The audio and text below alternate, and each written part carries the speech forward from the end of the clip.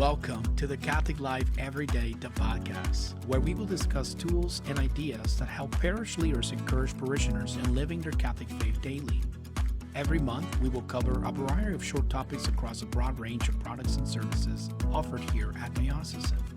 In each episode, we will cover topics related to community, communication, and connection guided by this year's liturgical calendar.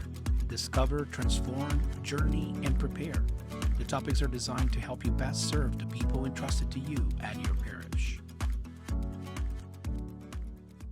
Hello, everyone. John Cardenas here, and welcome to another episode number 4 of the Catholic Life Everyday podcast. I'm happy you're here today. Today, I'm joined by two very special guests, Heidi Galdes and Arthur Richardson. For those of you who have followed our podcast this year, Heidi is our cloud-based email marketing expert here at Diocesan, and Arthur is our resident web development pro. They both have helped many of our customers with their communication needs over the years, and I'm truly excited to have him here today to share with you a little of the goodness of Diocesan. Now, today we're having a conversation on what should be on your parish website and social media. We will ask them a few questions about what should your focus be on your channels of communication. And a few questions that we will ask of them is, do you focus on facts or tell your story? So I'm pretty sure a lot of you today are asking yourselves, with so many things happening around our world and everything that we've experienced this past year, how do we get them back in the pews?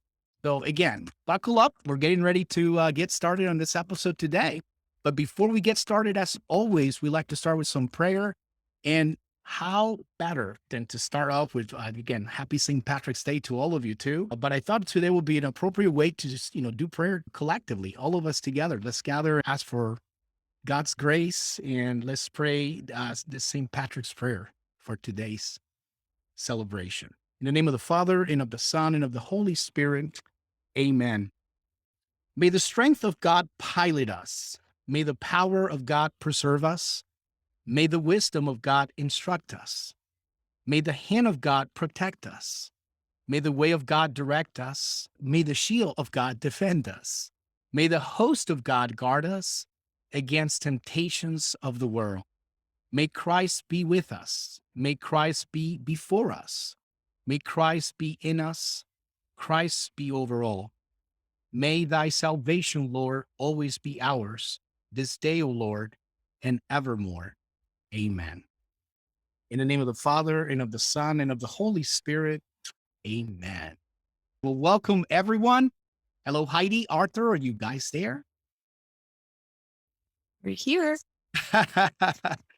Welcome, team. How are you today? Pretty Great. good. Thank you. Wonderful. Wonderful. Well, great to have you both. Thank you again for taking the time out of your busy schedules to be here this afternoon, and happy St. Patrick's Day. Happy St. Patrick's Day. That was a great prayer. Love it. I love that prayer, so I'm going to try to attempt to wear my nice hat today. So You're looking good, John. You're looking good. I think we need to pinch Arthur there. I don't see any green on him. I don't see any green over there. We need some of those virtual pinch. Yep. Right? I have some green on my socks. That's awesome. That's awesome. Well, crew, thank you so much for being here today. Heidi, welcome back. I know this will be your third episode for our discovery segment of this year's podcast and during this first quarter. So again, thank you for being back. And Arthur, great to have you back. I know we've had a few of you in and out throughout this first 3 months. First, I think we had Harry with the bulletin side, and last episode was Mark from the My Parish app, now web department. So tell us a little bit about you and what you do for Diocesan, Arthur.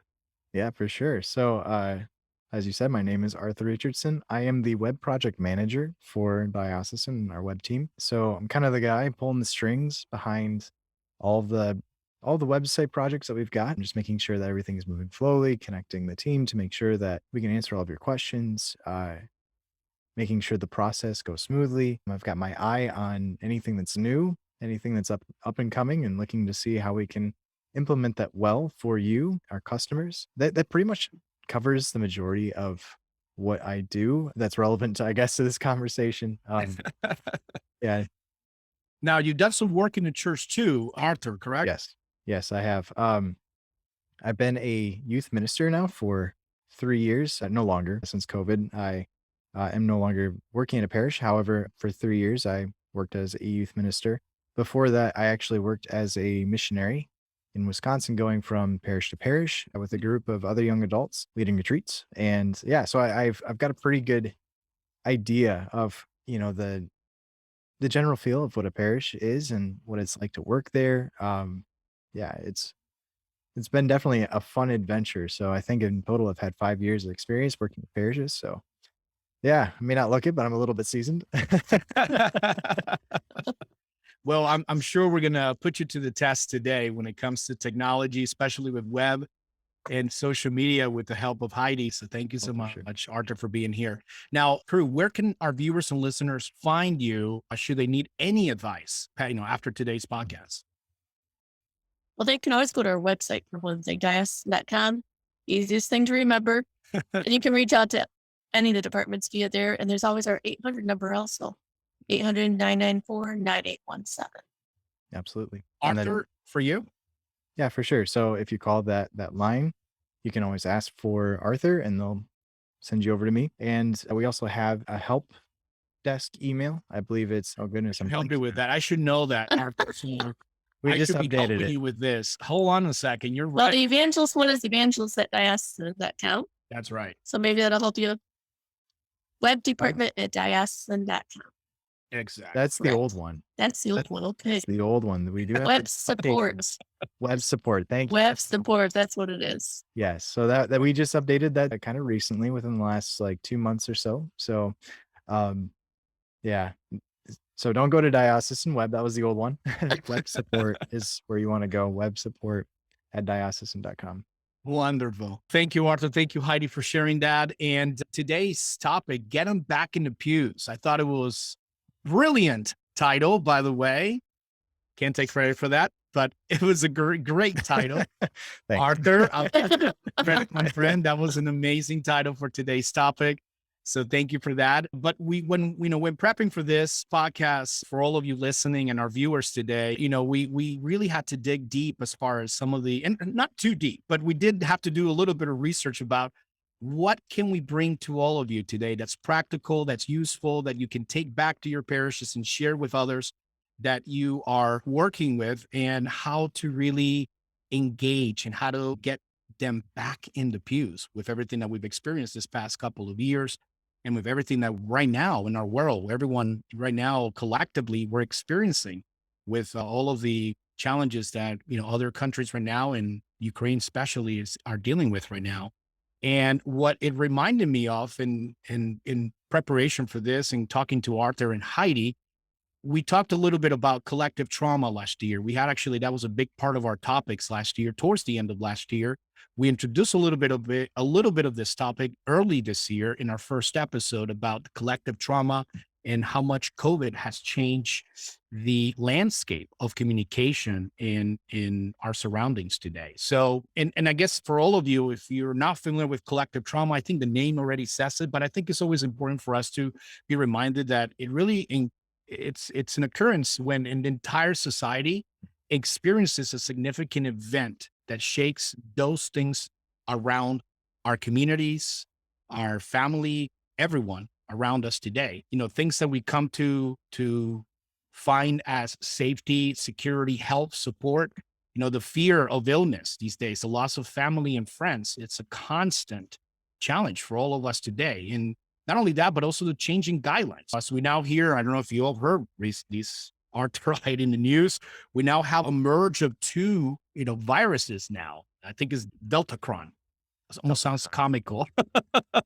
So I laugh, but it is real. It's actually a name that is being used now for our next strand of this COVID-19 strand that we're experiencing. So, but again, it brought me back to this collective trauma. We are still experiencing these many challenges as our communities, our immediate communities, the people that we serve, the people that we work with every day. Everyone is experiencing this collective trauma in different ways. And when we look at communication, and why we're here today, focusing on web and social media. There's this question: why is there a need for digital communication today? That question I'll present to the two of you, and hopefully you can give your thoughts on what does that mean to you. What is there a need for digital communication today? Yeah, for sure. I think let's start with the point of collective trauma, right? And even just looking at it politically, you might have that gut reaction of like, well, yeah, absolutely, there's collective trauma, or even the gut reaction of no, this is all just bogus. Even that right there, that conflict right there, is a telltale sign that we have experienced something, Mm, even if you believe it's not there, you still experience something that has been fairly traumatic, which has been our political overarching community. I mm, mean, admittedly, friends have stopped becoming friends because they're on the wrong side of political spectrum, sure. that they no longer believe in like the COVID thing. So, Mhm. we're not friends anymore. We can't be friends, things like that. I mean, I certainly have seen that in my own life. So we're dealing with that. There is a reality that people are hurt, people are broken. And when that's the case, the church needs to step up and say, we are a place of healing. Mm. We are a place that can lead you to Jesus, and Jesus is the one who can give you peace, who can give you healing, who can give you sanity of mind, right? I don't think we are really always aware of that, but that's been a prayer of mine, like just crying out to Jesus that Jesus is my sanity. He's he's the one who just anchors me. And I'll be honest with you, you know where I found that phrase, that prayer? The internet, you know? I found it through a song on, YouTube, right? So through one of the branches of social media. My wife, who's on Instagram, has found things that has helped her through getting through some of this stuff, given her encouragement. The website itself is a wonderful platform. It's a hub for all of these things, for all of these things that are going out, whether it be YouTube or Instagram posts or Facebook posts or just even your own blog thing that's going out, right? It's an opportunity to share what Jesus has to say with the situation, right? So that's a huge thing that we have a need by the fact of what Jesus has put on our hearts as mission type disciples to reach Mhm. out. So those are my thoughts. Heidi, do you have anything to add to that? What are your thoughts? Yeah, and just to touch on it, just we do need the digital communication. You're still going to reach these people that are going to mass every day, the ones that can in person. You're going to reach the ones on the weekends, the Bolton, but not everybody's making it there. You need to reach them digitally. Everyone else in the world is reaching them digitally. So if you get your message out to them and kind of disrupt the other communication a little bit, the more you put out there, as you're scrolling through Facebook, you're going to, if you start seeing more and liking more Catholic churches or anything that comes up, that's what you'll see in your feed rather than seeing all the other stuff that's going on there that you really don't want to read. So the more that you put out there, the more opportunity it is for people to hear it. Yeah, absolutely. I think that answers that question of, why are we spending time, time with digital communication, and how it is it important to spend time with digital communication today. And I think what we've learned over the past couple of years, I think for some of us, and I have, relatives that they've been forced to use technology that before it was like, I'll get to it later. Oh, I'll look at that website later. Or I have this nice flip phone that gives me all of my, I can just call you and I ask, if I need help or support. Now there's those few individuals in my own personal life. They're like, John, can you teach me how to use this mobile device, this iPhone or this Android? And there's a need to now spend time with digital communication, but there's always a warning. And I'm just reading through some of Pope Francis, and I know there's been a little bit of back and forth with Rome about digital communication. I'm not going to get into the details here, but I do know that there was one message that in reading about digital communication and where the stance of the church is with technology, what stuck with me is we need to be responsible with the communication and how we use communication digitally today to not only inform, evangelize, but also keep our communities connected, especially with the absence of mass, the way that we used to celebrate. Now, of course, many of us are already going back to mass. I, for one, I'm loving that experience being able to go back to mass today I'm at home parish, but I know that there are still a few parishes that are hesitant in making that step and and allowing the multitudes of people coming in or joining together, gathering in order to praise Jesus. I think that there's that going back to that balancing act that I've shared before.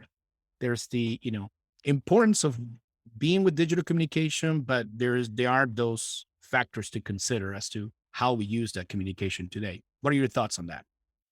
Absolutely. Right off the bat, my thought goes to websites and live streaming en masse, right? Hmm. I know that there can be hesitation to continue doing live stream. One is extra work. It Hmm. is extra work to continue like editing, to continue streaming, to continue doing all of those things. But the thing that I want to throw out there is that you do have people who are sick in your community in general, regardless of like 10 years from now, right? You're going to have people who are just, they're homesick with their kids because they're, you know, sick with the flu, whatever it is, and you also have the homebound, right? Hmm. Yes, there is such a thing as EWTN. Not everybody has access to that. Not everybody has cable. I mean, me and my wife, we only have like streaming services. We don't have cable. There's no need for it. We have everything we want.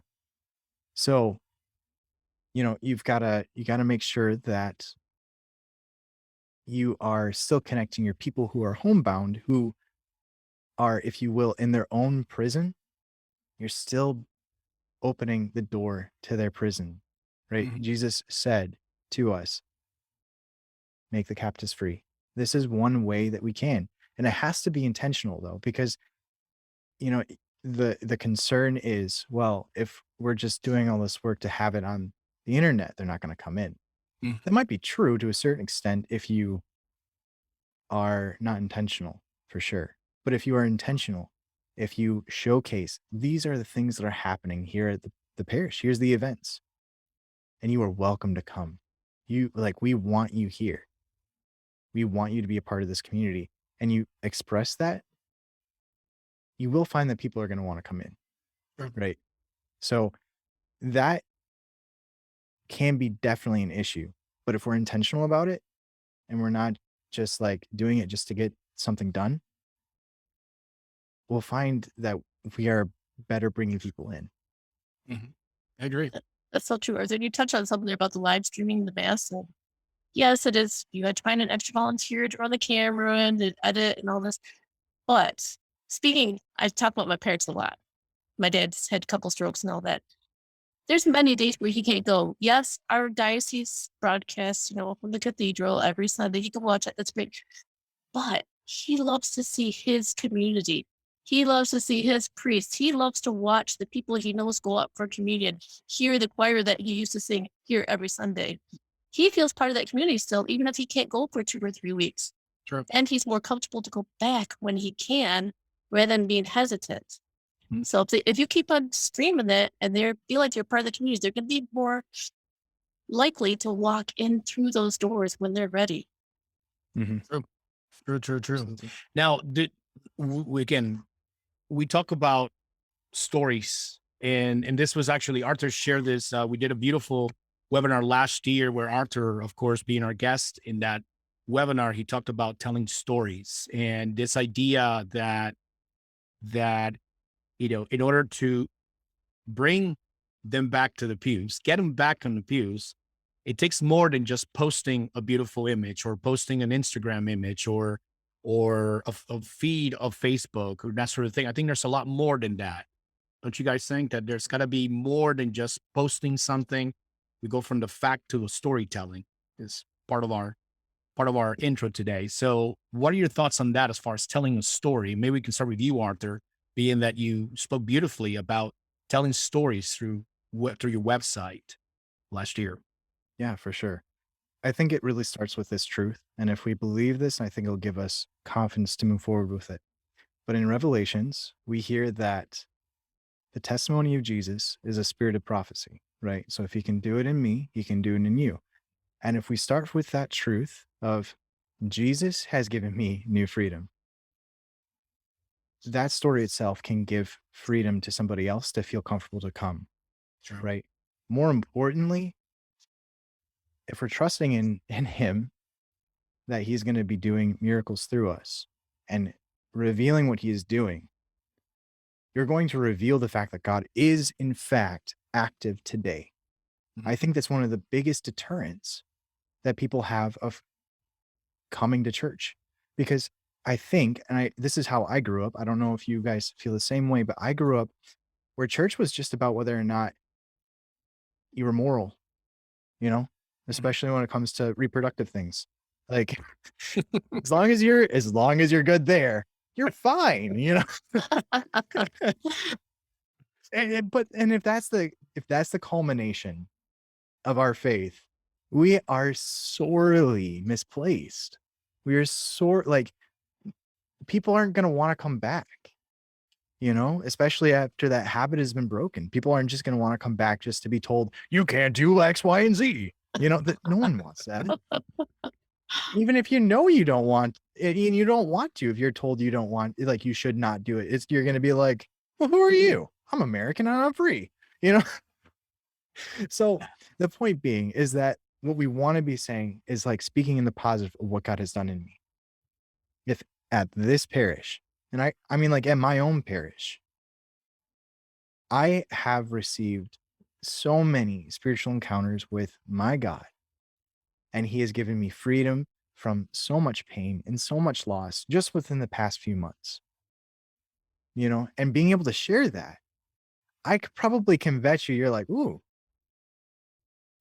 freedom from pain and suffering. That sounds great. Where does he go to church? I want to go there. Sign me up. Sign me up. Oh, he likes the music where he is at. Oh yeah, I want to go there. Immediately, the moment we start speaking of what God has done in this house of worship, in this community, other people are going to say, I want that. Because admittedly, right now, going back to the COVID, going back to the collective trauma, we all want and need peace. We need to be fed. We need to be fed. So true. We need to be fed right now. And I think what you're saying, Arthur, not to interrupt it, but this came to mind is that, we talked a little bit about going back to the basics of why the parish exists, in order to not only pull the emotional, but the spiritual inspiration through communication and through our work. And I know, Heidi, you and I, we've done many webinars together. And I think every time we go about doing a demonstration of any of our products, either web or Evangelist or My Parish app, we're always looking for a way on how to show the inspiration from a parish. When we don't just post something on our demo that is something that we created or it's something standard that we show everyone, we go to their website to see what can we pull away? What can we bring that's connecting with their community right now? It may be an event. It may be an upcoming mass celebration. It may be a celebration of someone's jubilee. Who knows? There's so many things that we find. And, getting back to the basics, I think it's important in our conversations today when we look at design and sharing the good news of any parish in our country, but sharing the good news of the church, I think. Your thoughts? Right. Yep. I have to tell you, right, I see a lot of parish information because it's my job. But I was going through it and looked at my own parish's website, which I just don't go to because I'm so involved in everything that's going on. But they have testimonials right on there. And it's amazing. Right on the front page, you scroll down, you can see there's 10 different ones you can scroll through. And one of them was one person that I see in mass all the time. And she sits by herself all the time. And I'm always like, look at what her story was. I went there and I found it. And I was so blessed. I'm just like, I need to go give this lady a hug. She's so inspiring. I want to just for people. She can bring more people into the church. But I never knew that was there. So it's great to have this testimonials on the website, but we need to get them out other places too. We need to share the stories via Facebook, Twitter, send an email once a week that has a testimonial from somebody. You're also going to have those people that are too scared to share the testimonies, but they have amazing stories. There's an opportunity to say, hey, do you want to share your story, but not in the public view? Join our group. Yeah. You know, let them let them sign up for a group. Let them know there's a group out there. We're going to come talk in a closed room or even over a Zoom meeting. Mm. Share your story. You're going to get more people into the church. Absolutely. Absolutely. Now, Arthur, from I guess, practical ways on how our viewers, listeners can take away today, ideas on how do they go back to that? There's definitely some planning, some prepping that we all have to do in order to convey a story, to share the beauty of the community of the church that any of us here today are representing. What are your thoughts on, or what would be some practical things that you can share with our viewers, listeners today about going back and telling a story through your website? Yeah, for sure. I think first and foremost, it starts right off the bat with organization. Organizing the mind and the heart first and foremost before you put anything on paper, Mm. right? So, organizing your mind and your heart in prayer, going to God and saying, what do you want to say to your people? Who do you want to be your mouthpiece? Is it me, or is it, Bob in row 3 or pew 3 who always comes to daily mass, he's been a parishioner here for 45 years, like, God wants to speak to us. Allow him that room to do so, right? So, first and foremost, organize the heart and the mind, then start organizing an actual plan with God, co-creation of a plan with God. Make reasonable small steps to start off with. All right. So, an example of that, like, let's say maybe your website is not easy to edit, update, whatever, right? Well, there are a few things that you can do. The first step would be to see, what can I edit on this website? The second step is, with what I can edit, what can I put on there?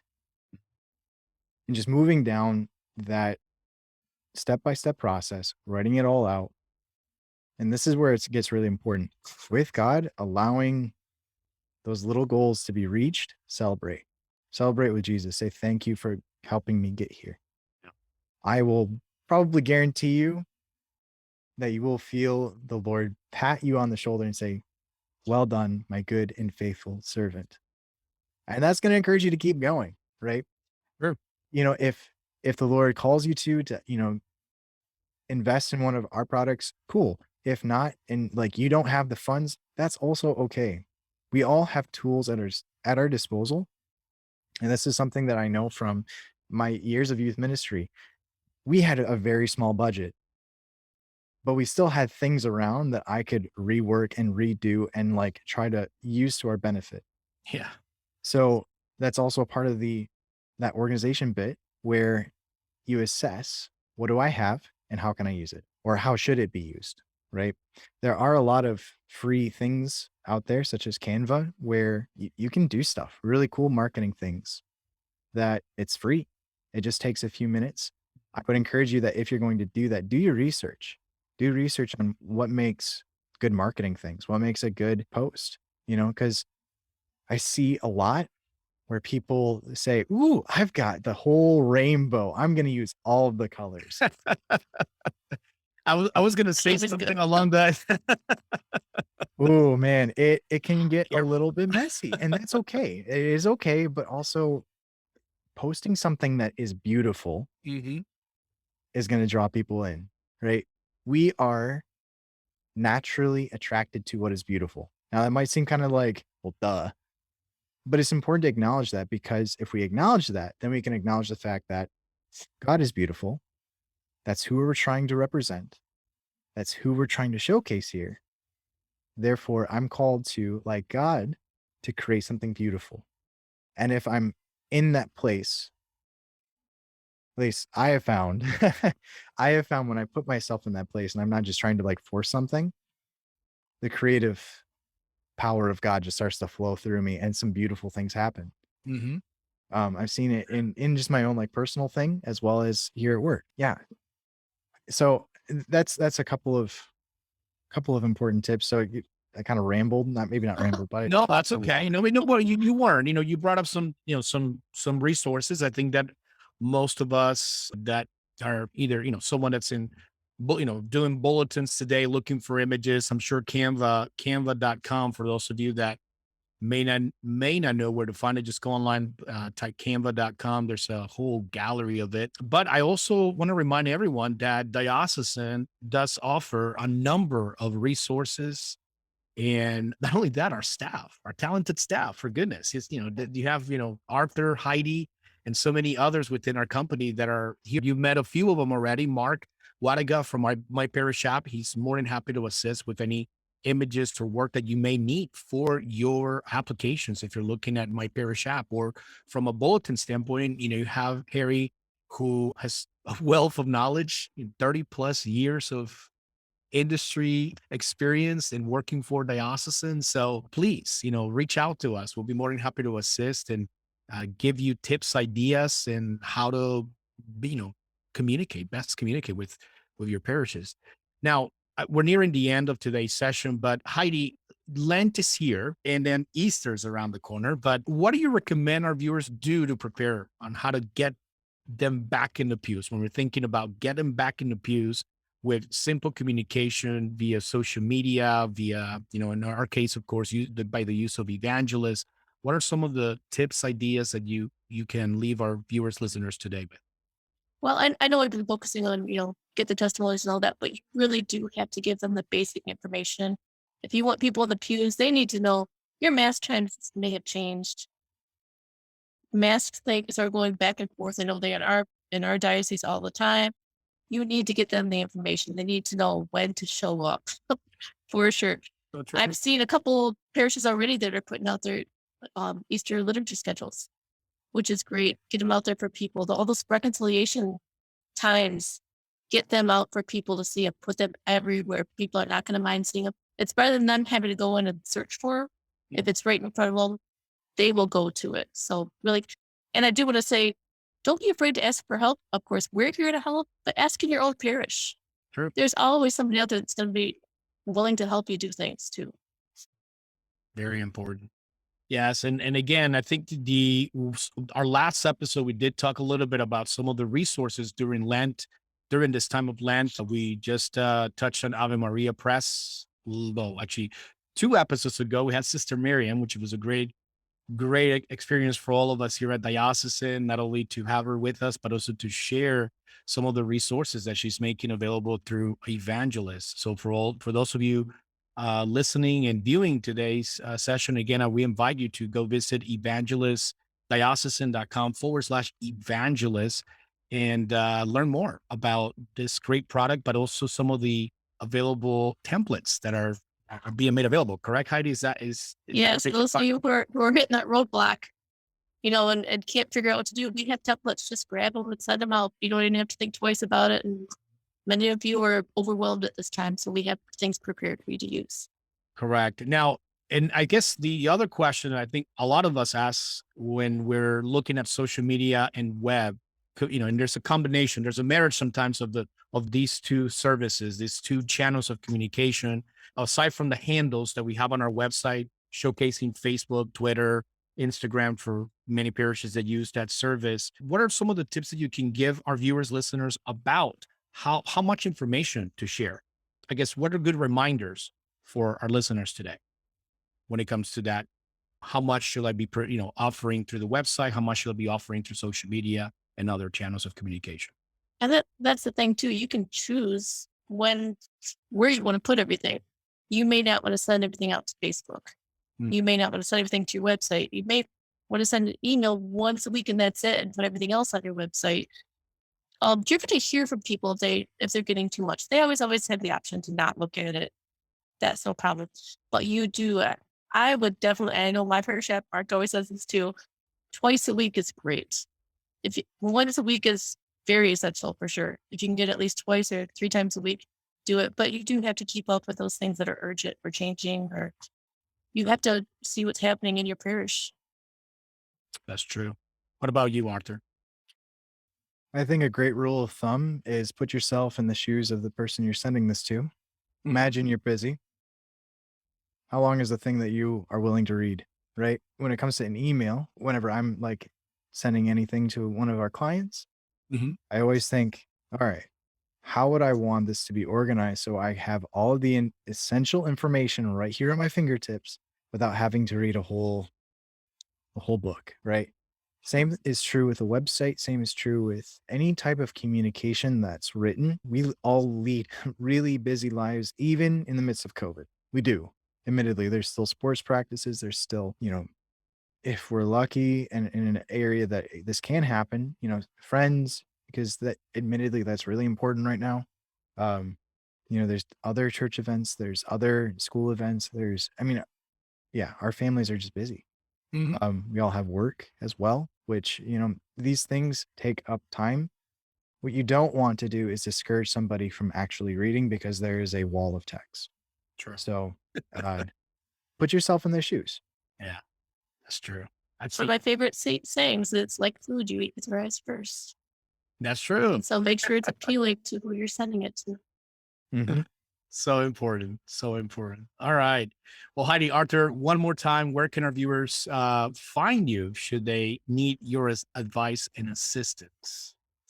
What was that email? Did we You can- forget? No, web Web support. support? Web support for me. That national line asks for anyone within the web department or for Arthur. Evangelist at diocesan.com. And of course, the 800 number is 800-994-9817. Thank you. Now I'm going to clarify, is web support at diocesan.com, correct? Yes. All right. Just making sure we have that on the record. All right. Thank you, Don.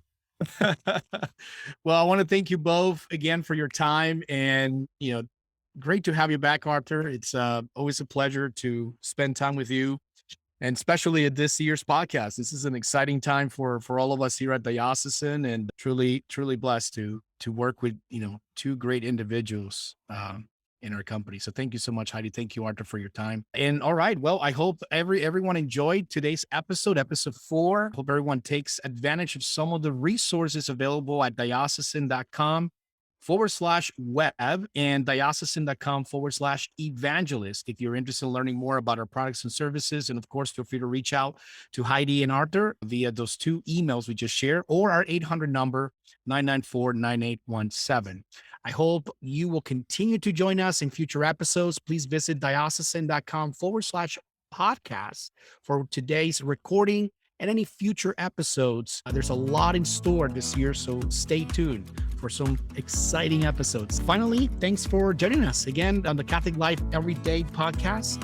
It's produced by Diocesan. For more information and episodes, visit diocesan.com/podcast and find us on social media at facebook.com/diocesan publications. On behalf of the Diocesan family, God bless.